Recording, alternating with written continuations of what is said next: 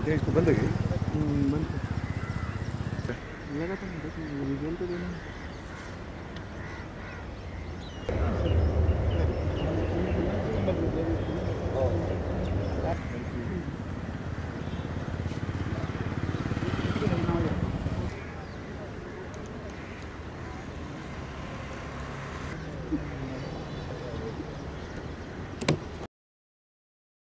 काल पुण्यामध्ये झालेल्या मुसळधार पावसानंतर आता पुण्यामध्ये पावसाने काहीशी विश्रांती घेतलेली आहे आणि त्यामुळे खडकवासला धरणातून पाण्याचा विसर्ग आता कमी करण्यात आलेला आहे। खडकवासला धरणातून आता 14,000 क्युसेक्स वेगाने पाण्याचा विसर्ग मुठा नदीमध्ये सुरू आहे। आता मी पुण्यातील डेक्कन परिसरात आहे। समोर जर आता आपण बघत असाल तर बाबा भिडे पूल आपल्याला दिसतोय। नदीपात्रातील रस्ते देखील आता पाण्याच्या बाहेर आलेले आहेत आणि जर आपण बघितलं तर बऱ्यापैकी पुण्यातली जी परिस्थिती आहे ती नियंत्रणात आहे।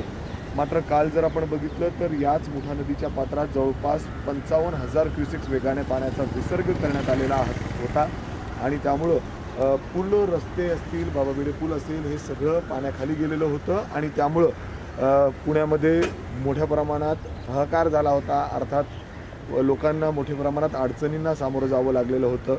आत्ताची परिस्थिती जर आपण बघितली तर नियंत्रणात आहे। मात्र पाणी ओसरल्यानंतर आत्ताची परिस्थिती आपण दाखवतोय। जे बाजूला मोठ्या प्रमाणात शेड्स होते, ज्या ठिकाणी पुण्यातील ढोल ताशे पथक या ठिकाणी त्यांचा सराव करत होते, ते सगळे पूर्णपणे संपलेले आहेत। अर्थात जर आपण शेड टाकले ते होते पूर्णपणे पाण्यामुळे तुटलेले आहेत आणि बघितलं तर जे गाड्या काही होत्या ते देखील पाण्याखाली गेलेल्या होत्या आणि आता परिस्थिती जरा नियंत्रणात आहे। पलीकडच्या बाजूला खूप सारे स्टॉल्स होते, ते संपूर्ण कालपर्यंत पाण्याखाली होते आणि ते आता सुद्धा आपण बघतोय बाहेर आलेले आहेत। मात्र मोठ्या प्रमाणात नुकसान त्यांचं या ठिकाणी झालेलं आहे। अशा पद्धतीने पुण्यातली ही अर्थात मुठा नदीच्या पात्रातली परिस्थिती आहे। त्याचबरोबर जर आपण बघितलं तर पुण्यातील सिंहगड रस्त्यावर ज्या पद्धतीने सोसायटीजमध्ये पाणी गेलेलं होतं, अजूनही त्या ठिकाणी वीज खंडित आहे। लोकांना पिण्याचं पाणी त्या ठिकाणी मिळत नाही आहे।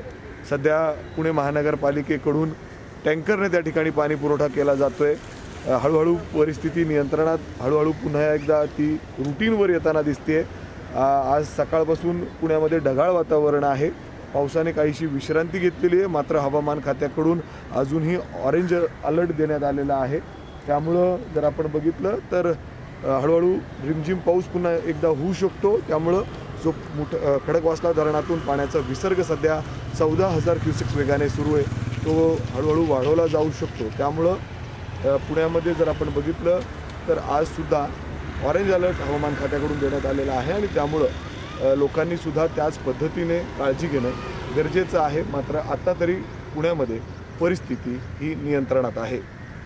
कॅमेरामॅन अमोल गवाळेसह मी मिकी घई, एबीपी माझा, पुणे। एबीपी माझा, उघडा डोळे बघा नीट।